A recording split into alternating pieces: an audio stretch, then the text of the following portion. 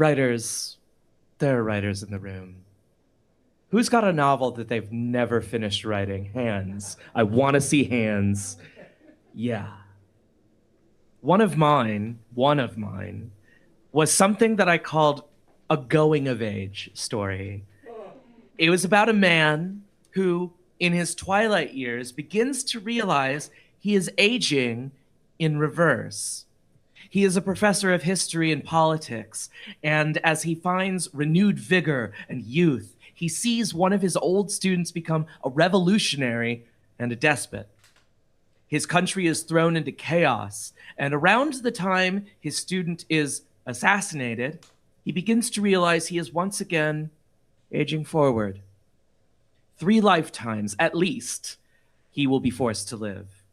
It was such a giant, sprawling, unwieldy idea that I became terrified of the work that it would require to actually see it through, so I never did. The protagonist's name was Alder June. Alder's story was about seeing the unintended consequences of who you once were visited on who you are now. And wow, there really is no more appropriate description of coming out later in life as I did. I abandoned the novel, but for some reason, the name Alder June followed me. It popped up in other things that I wrote, and the name just stayed in my mind, like graffiti on my brain. And when I came out as trans at 40 years old, I finally understood why. Michael Alder June. I liked the musicality of it. It felt at once descriptive of me and like a gift that I had been given. Alder June from the story, Michael from my Christian name. As a boy, I went by Mike, spelled with a Y. Mike with a Y was not my given name, but a high school affectation. I was not sure why I spent years putting stickers all over my name. The excuse I started telling people was that, well, Michael was the most popular name for boys for several hundred years, and there were just too many of us, and I needed to stand out somehow. Something that, yeah, a normal heterosexual boy definitely tells people. And I mean, Mike with a Y is pronounced the same way as with an I, but aesthetically, it looks better on the page. Also a very heterosexual concern. And spoken aloud, it made a difference to me to know that it was there. I wasn't sure why it was so important to me, but it was. In the same way that having long hair was very important to me as a teenager. I needed to press my fingers into my identity, shape it just a little, make sure I had laid claim to the person I had been dropped into the world as. I lacked so much agency in my life. I drifted along passively, allowing others' wills to lead me, but my appearance, what I was called, those were mine. There are things that we carry with us until we need them. Even if there is no way to know at the time, I realized I'd been holding on to my own name all of that time. It's not all that different from the way that my body and that the body that I move through the world in now has always been encoded with the DNA waiting for permission to manifest. Like I needed permission to come out, even if only from myself. Like Sam, I don't fully subscribe to the idea that I have a dead name. Part of the old me is in there, sutured to the new. There is a reason so many trans people, particularly white girls who've watched a lot of anime, identify with the Japanese concept of kintsugi, repairing broken pottery with gold mixed into the glue to highlight the cracks.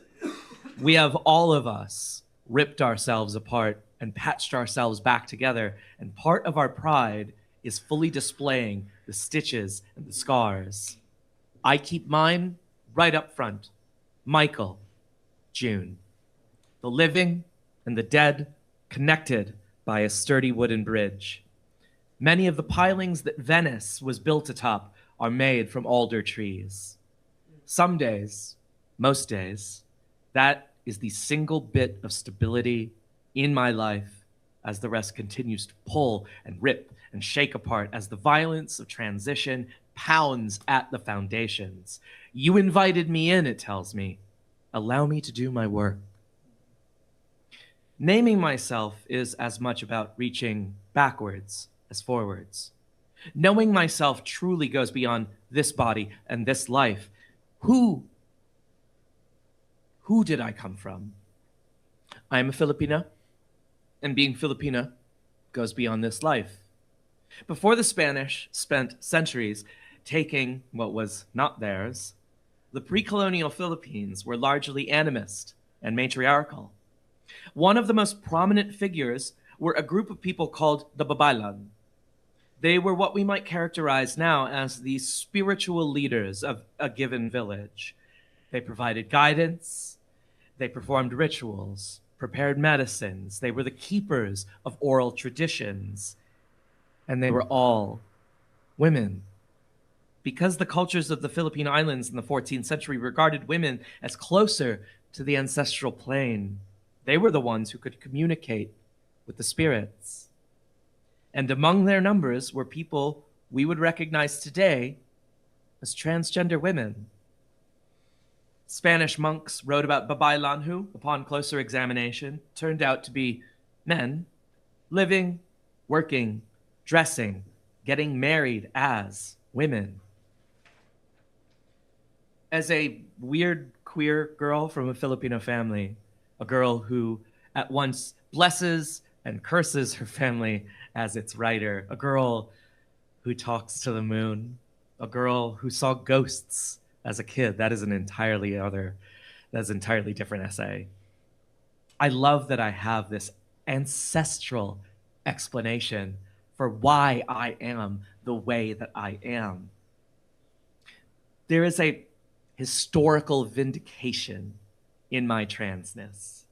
And so I keep my given name, Michael, still spelled with a Y, as a nod to the choices of my antecedents, their acceptance of mutability and recognition that trans women touch the divine.